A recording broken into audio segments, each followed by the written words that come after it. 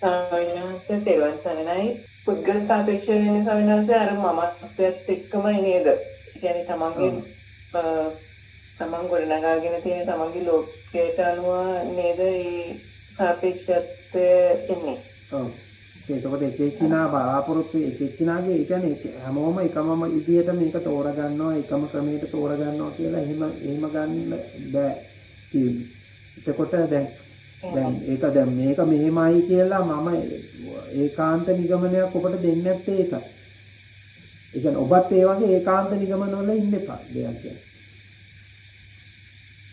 ඒ කියන්නේ අර හැම වෙලාවෙම නිදහසේ ඉන්න දැන් ඔබට දැන් මෙහෙම දැන් අද ඔය අදහස තිබුණා සමහර විට ඒ අදහස ඊළඟට ඔබේ වෙනස් වෙනවා. හරි. ඒ බව දැනගින්න. තව ප්‍රශ්නයක් තියෙනවා සවනස අහන්නද? ඔව් අහන්න. සතෙක් ඉන්නවා මෙතන මේ සතාව මැරුවොත් පව් එයාට කණ්ඩ දුන්නොත් පින් අන්න ඒ වගේ ඒක මඤ්ඤණාවක් නේද තමයි. මේවයි දැන් පින කියන එක මම අර ඉස්සෙල්ලා කිව්වා වගේ සතුටනේ. ඒක ඉතින් අර පින හෝ පව කියන එක ඒක අවස්ථානුකූලට වෙනස් වෙනවා කාලෙන් කාලට වෙනස් වෙනවා. ඒ අදහස කියන එක හරි සාපේක්ෂ අදහසක්. මම කුසලයේ කියලා කියන්නේ එතනින් එහාට ගිහිල්ලා අර තමන්ගේ රැවටීමක් තියෙනවා නම් ඒ රැවටීම තමන්ම තමන්ට රැවටෙන ස්වභාවයක් තියෙනවානේ මේ මනසේ තියෙන රැවටීම තෝරා ගැනීම තමයි ඒ තෝරා ගැනීමේ දක්ෂතාවය තමයි කුසලයේ කියලා කියන්නේ. ඒක මේ පින පවට වඩා උගාක් එහාගේ කතාවක්. ඒකදී දැන් අර මේ අතුල තියෙනවද එළියේ තියෙනවද කියන එක එළියේ නැයි කියන එක වගේම අදහසක් තමයි එළියේ තියෙනවද කියන එක. වගේම අදහසක් තමයි එළියේ නැහැ කියන එක.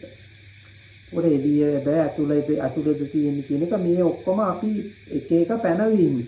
එළියේ තියෙනවා කියලා අපිට ඕන නම් එක වෙලාවෙදි පනවා ගන්න පුළුවන්. ඊට පස්සේ තව වෙලාවකදී පනව ගන්න පුළුවන්. එළියේ නැහැ වගේ මම අර ඉස්සෙල්ලා පාට කණ්ණාඩි වල උදාහරණකින් කිව්වේ. ඕන නම් එළියේ මුකුත් නැහැ කියලා අපිට ඕන නම් පනව ගන්න පුළුවන්. ඊළඟට අපිට ආයෙ පනව ගන්න පුළුවන් එළියේ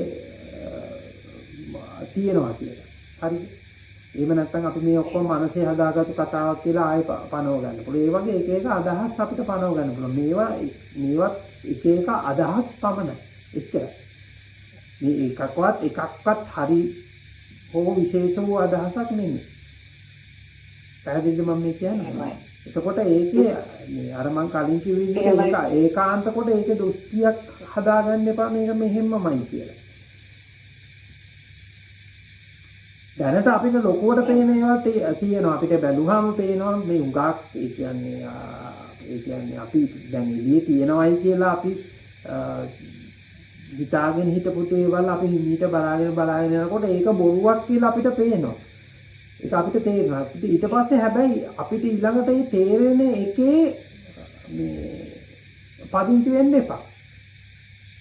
ඊළඟට අපි තේරෙනවනේ යමක්. ඒ තේරෙන එකේ ඒකාන්ත කොට ඒක හිර වෙලා ඒකේ පදිංචිලා ඉන්න එපා. මොකද ඒකේ පදිංචිලා ඔබට ඉන්න බෑ ඇත්තටම කතාව. මොකද ඉන්න බැරි ඒකක් ආයෙ එන එක අදහසක් සහ දෘෂ්ටියක් පමණක් වෙන්නේ.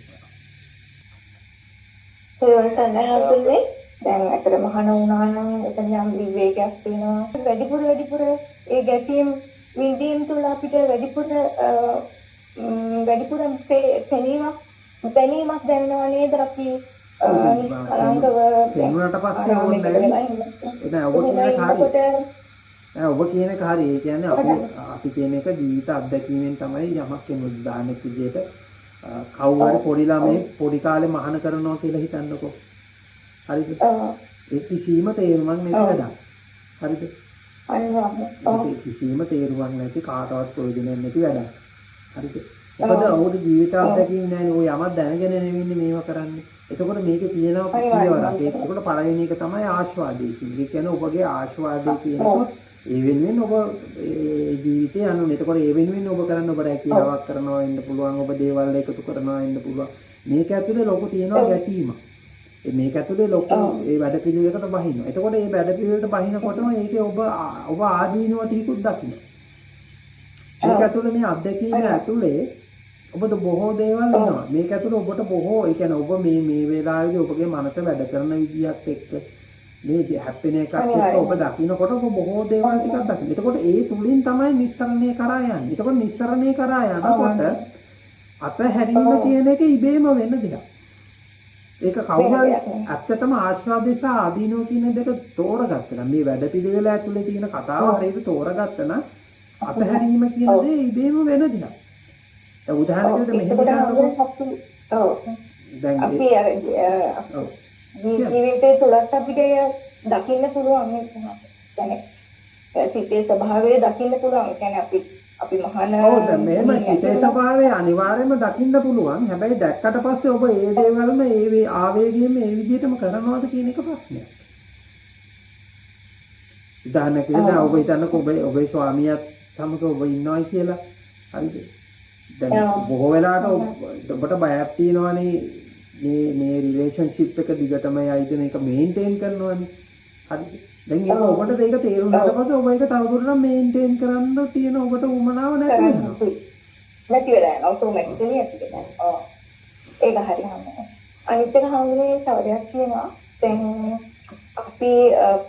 අපි හිතමු මම කියන දේ දැනෙන්නේ දැන් මම කියන පුද්ගලෙක් දැනෙන්නේ මම කියන ස්වභාවය අපිට සිතට මතුවෙච්ච මොහොතේනේ හම්බුනේ. එතකොට මම තුල මම කියන පුද්ගලයා තුල මම ඉන්නවද? එහෙම නැත්නම් මතක් වුණ වෙලාවට මම ඉන්නවද? කියන එකේදී බලනකොට හම්බුනේ අන්තිමටම මුලින් අපි කියනවා පුද්ගලෙක් නැහැ කියලා. ආයෙ අපිට තේරෙනවා නෑ මුලින් අපිට පුද්ගලෙක් ඉන්නවා කියලා තේරෙනවා. ආයෙ අපිට තේරෙනවා නෑ පුද්ගලෙක් නැහැ මෙතන මතක් වෙච්ච නිසායි මම ඉන්නේ කියලා. ආයෙත් දැනෙනවා හම්බුනේ නෑ දැන් ආයෙ පුද්ගලෙක් ඉන්නවා කියලා මමත් දකින්න මම ඉන්නවනේ. එතකොට මේ ආයෙ මතක් වෙන්නේ කියලා. ඒක හම්බුනේ මම කියුවට තේරුණාද දන්නේ. දැන් මුලින්ම හිතනවා පුද්ගලයෙක් ඉන්නවා කියලා. මමෙක් ඉන්නවා කියලා. ඊට පස්සේ අපිට මේ ධර්ම ගවේෂණ කරන්නේ නෑ මමෙක් නැහැ. මෙතන චිත්ත රූපයක් ස්වභාවයක් විතරයි කියලා. හැබැයි අපිට ආයෙ මමෙක් ඉන්නවා කියලා තේරෙන්නේ මමෙක් අපිට තියෙන හැඟීම ආවමම නේද? හරි. ඔකට මම උපමාවකින් කියන්නම් මේක. සන්ග්ලාස් ටිකක් ගන්න එක පාට. ඔව්. හරි. රතු පාට, කහ පාට, නිල් පාට, කොළ පාට. එකින් එකක් ඉස්සෙල්ලා දාලා බලන්න. ඒකට ඔබට රතු පාට. ඊළඟට ඒක ගලවලා තව එකක් දාලා නිල් පාටට පෙරේ.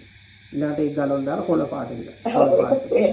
දැන් ඔබ කිව්වා හරියට ඒ වගේ. ඔකේ මොකද්ද හරි දේ කියලා කිව්වොත් එහෙනම් ගන්න. පුත් කියන්න බෑ. ඔව්.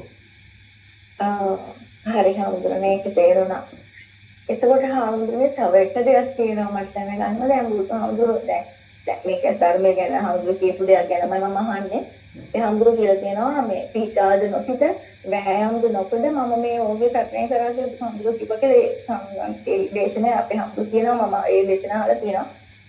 එතකොට මෙතන අපි සාමාන්‍යයෙන් කිසිම දෙයක අන්තයකට යන්නේ නැතුව පිළිහිටලා ඉන්නේ නැතුව නැත්නම් කිසිම අන්තයකට යන්නේ නැතුව කියන්නේ ඇත්තටම අන්ත කියන එක තේරෙනවනේ අපිට පිළිහිටලා ඒ අන්තේ ඉන්නේ තියෙදත් නැත්නම් ව්‍යායාම කරනවා කියලා එතන අදහස් කරන්නේ අපි හඳුනේ අපි ලොකු ව්‍යායාමයක් කරලා ඒකෙන් දැන් සමහරවිට මේ දුකින් නිදහස් වීමේ ව්‍යායාමයක් ගන්නවා කියලා අපි ඇත්තටම අපේ හඳුනේ අපිට තේරෙනවා අපි මේ හැම වෙලේම මේ ඒකද හඳුනේ එතන අදහස් කරන්නේ කියලා ඔව් දැන් මම අර ඉස්සෙල්ලා කිව්වේ විවහ තණ්හාව මේ ගැලවෙන්න ඕනේ අයින් වෙන්න ඕනේ කියන එකක් වෑයමක් නේ හරිද ඊළඟට දැන් මම ඔබට කිව්වා අන්තගාමී වෙනවා කිව්වන් පස්සේ දැන් අර අම්මා ඒ කියන්නේ මතවල ඉන්න එපා මතවල ඉන්න පස්සේ ඔබ ඉන්නවට මට නිදහස් වෙන්න නම් මම මහාන වෙන්න ඕනේ මම මේ තියෙන එකම ඇති කියලා ඒ දෘෂ්ටියක ඉන්න එපා. ඒ වගේම අනිත් පැත්තට කවුරු හරි දෘෂ්ටියක ඉන්න එපා නෑ මේ අනිවාර්යයෙන් මේකේ නිදහස් වෙන්න නම් මේ ඔක්කොම අතහැරලා දාලා මම යන්න ඕනේ කියලා එහෙම මතයක ඉන්නත් එපා. හරි. තේරුණාද මම ඒ වගේ කිසිම එහෙම මතයක ඉන්න එපා. මතයක හිර වෙලා ඉන්න. නිදහසේ අර හැම වෙලාවෙම විවෘතව ඕපන් වෙන්න. හරියට හරි. ඕකේ හාමුදුරේ මට තේරුණා. මම ඒක පොඩ්ඩක් අහන්න ඕනේ කියලා මට ඒක පොඩි තේරුමක් තිබුණා. නමුත් ඒක හරියටම මට තේරුන්නේ නැහැ. ඒක හරියද කියලා ඒක අහන්න ඕනේ පිළිච්ච සිල්වන්සන් නැහැ. බොහොම පිනක් පහන්සේ. සිල්වන්සන් නැහැ නිදහස් වෙන්න කියලා හිතක වෙලා මහාන වුණොත් ඒකත් ආයතරයක් කර මෝඩ් එකකට යන එකක් නේද වෙන්නේ. දැනුත් ඉන්න මෝඩ් එකකටනේ. ඉතින් තව මෝඩ් එකකට මාරු වෙලා බැලුවා කියලා කිසි ප්‍රශ්නයක් නැහැ.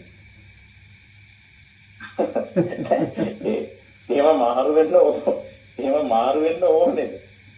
මේම ඒක මාරු මම කියන්නේ එහෙම මම ඔකට උත්තරේ දුන්නා කලින් එක්කිනාට මම කවුසිට උත්තරේ දුන්නා. එහෙම මාරු වෙන්න ඕනිමයි කියලා දෘෂ්ටි එකක් ඉන්න එපා. එහෙම මාරු වෙන්න ඕනේ නැහැ. ඒකත් අවුලක්, ඒකත් මෙහෙම එකක්, ඒකත් මෝඩ් එකක් කියලා එහෙම දෘෂ්ටියක ඉන්නත් එපා. නිදහසේ ඉන්න. මොකද මම හොඳට මම දැකලා තියෙන දෙයක් තියෙනවා.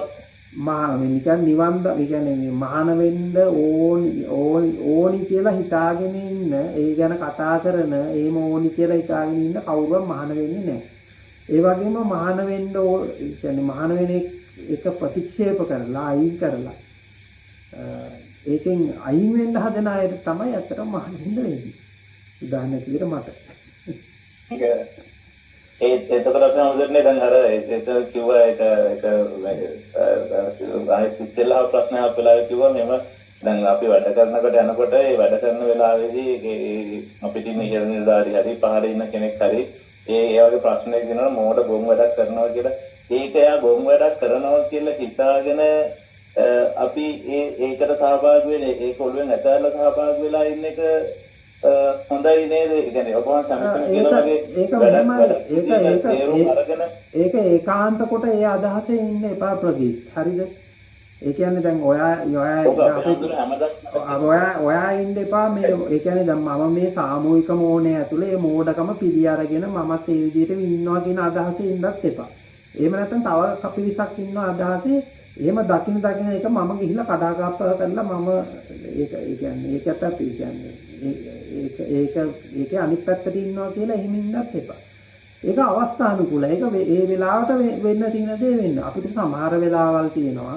ඒ තියෙන දේවල් ඔය බලාගෙන අර අපි කියන ඕනකට වඩා මෝඩකම වැඩි නම් කමන්නේ කියලා බලාගෙන ඉන්න වෙලාවල් තියෙනවා. අනිත් වෙලාවට තියෙනවා බය නැතුව දෙලින්ම කතා කරන්න. හරිද? ඒක අවස්ථානුකූලයි. ඒකෙම හරි මේකේ ඉන්නවට තමයි මේකමයි කියලා එහෙම ගන්න එපා.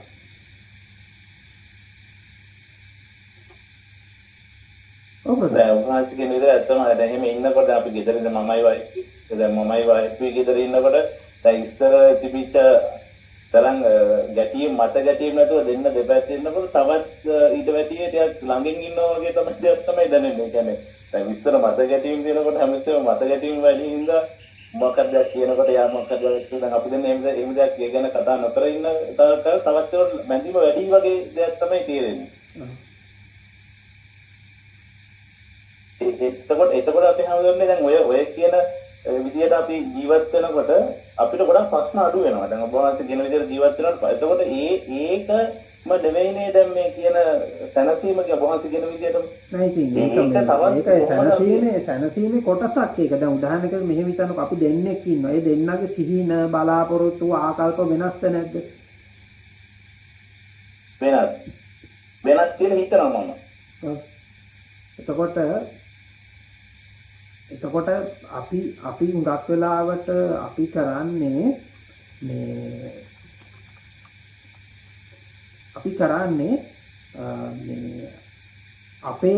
අපේ ඇජෙන්ඩා එක ඇතුළට එහෙම නැත්නම් අපේ මේ මොනවාද අපේ තියෙනවානේ අපේ සීනේ ඇතුළට එහෙම නැත්නම් අපේ වැඩපිළිවෙල ඇතුළට මේ අනිත් අය ඈඳ ගන්නනේ බලන්නේ.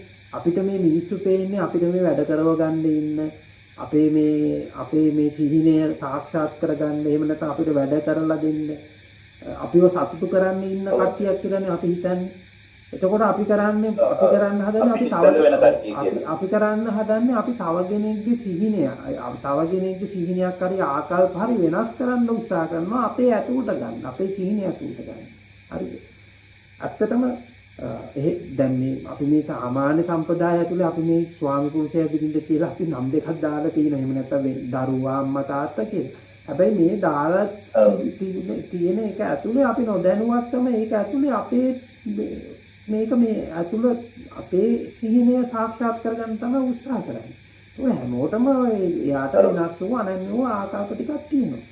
අපි ඒක දැනගෙන අපි ඒක අවබෝධ කරගෙන හිටියනම් මේ අපේ පාවිච්චියට තියෙන බඩු භාණ්ඩ නෙමෙයි මේ පුද්ගලයෝ කියන. එහෙම නැත්නම් අපි මේ සතුටු කරන්න අය නෙමෙයි මේ අය ඉපදිලා ඉන්නේ. හරිද? මේ අපි වෙනුවෙන් නෙමෙයි මේ අය මවල ඉන්නේ. අපි හිතාගෙන ඉන්නේ එහෙමනේ. අපි වෙනුවෙන් තමයි මවල ඉන්නේ. මූට මගේ අයිතියක් තියෙනවා. මෙයා ඉන්න ඕනේ මට ඕනේ. ඒක අපිට තේරුණාන් පස්සේ අපිට ඇත්තටම අපිට ඕනව නිදහස් කරන්න පුළුවන්. හරිද? අපිට ඕන නිදහස් ඒක එහෙම හඳුනන නිදහස් කරන්න ඒව අපිට ස්වභාව ධර්මයේ දේවල් ලං වෙනව වැඩි කියන්නේ ඒගොල්ලෝ අපිට අවනත වෙනව වැඩි වගේ එකක් තමයි කියන්නේ. ඒක තවත් අපිට ඒක වෙනතට වැඩි අවනතයි. ඒ කියන්නේ අපි ඒක බඩෙන් අල්ලගෙන ඉන්නවට වැඩි අවනත. පතික්ුණත් දරුවෝ වුණත් වයිෆ් වුණත් අපි වෙනසට වැඩි ඒගොල්ලෝ يعني අපි අතාරින්න ඒගොල්ලෝ තව තවත් අපිට ආදරේ වැඩි වෙනවා හරි නම් ඒ කියන්නේ ඒක පහකට කියන මම කියන එක මම කලින් දේශනාවේ කියලා තියෙනවා ප්‍රොජි. ඒ කියන්නේ මේ දූෂිත භාවයෙන් අඩුම සම්බන්ධය තමයි මිත්‍රත්වය කියන්නේ. මිත්‍රකම අපි මිත්‍රත්වයේ තුලදී අනිත් කෙනාව පාලනය කරන්න යන්නේ නැහනේ ලොකුවට. අඩුයිනේ. හරිද? එතකොට ඇත්තටම අර අනිත් හැම සම්බන්ධයක්ම එක්තරා විදිහක දේශපාලනිකයි. අපි ඒක ඇතුලේ අපි අපේ පාවිච්චි දෙන්නේ. එතකොට අපි අර මිත්‍රත්වයේ කියන එක තැනට ගියන් පස්සේ මිත්‍රත්වයේ තුල තමයි ඇත්තටම සැබෑ ආදරය තියෙන්නේ. ඒ කියන්නේ අපි මේ කල්යාණ මිත්‍රත්වයක් ගැන කතා කරන්නේ. මේ මිත්‍රත්වයේ තුල අපි අනිත් කෙනාව නිදහස් කරලා තියෙන්නේ. අනිත් කෙනාව ඒ කියන්නේ අනිත් කෙනා අපිට තියෙන පාවිච්චි කරන බඩු භාණ්ඩයක් විදියට අරගෙන නැහැ. එතකොට අපි සමාජයට යාට අවශ්‍ය විදියට යාට උදව්වක් කරනවා වෙන්න පුළුවන්. එච්චරයි. එපමණයි. හරි. එතකොට මේ නිදහස් වීම තුළ තමයි ඇත්තට මේ මිත්‍රත්වයේ කල්යාණ මිත්‍රත්වයේ තුනේ. එතන තමයි ඇත්තටම හැම හරියට විදියට ගත්තොත් ආදරේ කරුණාව මෛත්‍රී කියන එක තියෙන්නේ. අනිත් හැම එකක් තුළම තියෙන්නේ ඒ වේශයෙන් තියෙන කෑදරකම තමයි තියෙන්නේ. කෑදරකම. මොනවද කියන්නේ මට ප්‍රයෝජනයක් ගන්න. හොඳ අපි ඊළඟ ප්‍රශ්නෙට යමු. දැන් ස්වාමීන් වහන්සේ කියනවානේ කනකොට කන්න සාමාන්‍ය උදාහරණයක් විදිහට වෙන දෙයක් ගැන හිතන්න එපා කියලා. ඒක මටත් නොදැක්කම සමහර අවස්ථාවලදී මම ඒ දේ ගැන වෙන දෙයක් ගැන ආපහු හිතලා. ඒක කාර්යයක් කරේ අපි යන මේකට ප්‍රතිරෝධයක් වගේ වෙනම නේද ඒක. ඒක බලක් බලන්න විදියක් නෑ. සංජය මේ කියන්නේ මොකක්ද මම කියපු දේ ඔබ වැරදියටයි තෝරාගෙන තියෙන්නේ. හරිද? ඉතින් මම කිව්වේ නෑ. ඒ කියන්නේ මම කියලා නෑ. ඒ කියන්නේ අපි අර ඔය තියෙන අර එක භාවනා ක්‍රමයකුත් තියෙනවානේ. දැන් අත්මදිනකොට මදිනවා කියලා හිතා ගහමදි. හරි. ඊළඟට කනකොට ඔන්න දකුණු අත ගියා, බත් යනවා, දකුණු අතෙන් ගෙනාවා, කෑවා කියලාම එහෙම හිතාගෙන ඒ තැන ඉඳන් කන්න. මං කියන්නේ එහෙම කතාවක් නෙමෙයි. දැන් උදාහරණයක් විදිහට දැන් ඔබ කියවනේ දැන් ඔබගේ මේක ඇතුලේ මේක ගිහිල්ලා කියලා. එහෙට මෙහෙට ගිහිල්ලා සිටිවිලි එහෙට මෙහෙට ගිහිල්ලා කියලා මම කියන්නේ ඒක යන්න දෙන්න. ඒකට ප්‍රතිරෝධයක් හදන්න යන්න එපා. ආයෙ ගෙනල්ලා බලහත්කාරයෙන් ફોකස් එකකට ගන්න යන්න හදන්න එපා. ඒ යන්න දීලා යන බව දැනගෙන ඉන්න එච්චරයි. හරිද? ඒ කියන්නේ ඒක මේ කිසිදු පාලනයක් කරන්න යන්න එපා. ඒ පාලනයක් කරන්න යන එක තමයි ගැටලුව.